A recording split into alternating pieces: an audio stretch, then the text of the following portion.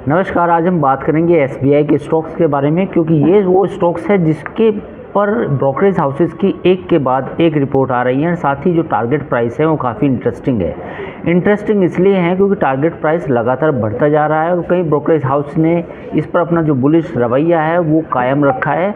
और यही वजह है कि एसबीआई ब्लू चिप कंपनी में या ब्लू चिप स्टॉक्स में एक शानदार, दमदार, जानदार स्टॉक्स बन के सामने आ रहा है। तो सबसे पहले हम बात करते हैं एनालिस्टों का क्या कहना है।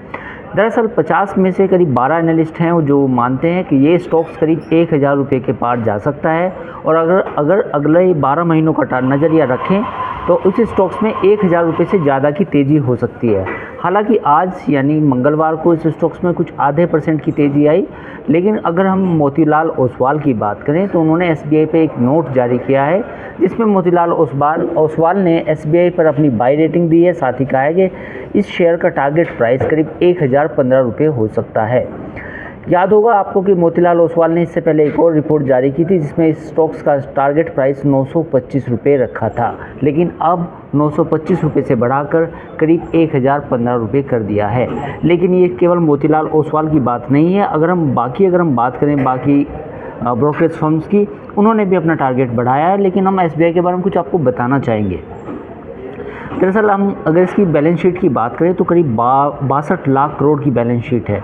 समझिए करीब 174 देश हैं दुनिया के जिनकी कुल जीडीपी का जो जीडीपी है वो एसबीआई के बराबर की बैलेंस शीट है, यानी कि इतना बड़ा बैंक है।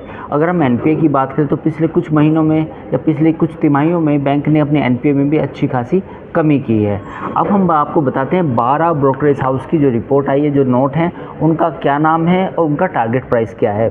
सबसे पहले हम बात करते हैं जेएम फाइनेंशियल्स की। इसने जो टारगेट रखा है वो 1050 रुपये रखा है। एचडीएफसी रिसर्च की अगर हम बात करें तो 1040 रखा है। यस रिसर्च की बात करें तो 1025 रखा है। और मोतीलाल ओसवाल की अगर हम बात करें तो 1015 रुपये पर शेयर का टारगेट रखा है। निर्मल बैंक की अगर हम बात करें तो 1003 रुपये है। नोमुरा की अगर हम बात करें तो 1000 रुपये पर शेयर है। और जेपी मॉर्गन की बात करें तो उसका टारगेट भी 1000 है।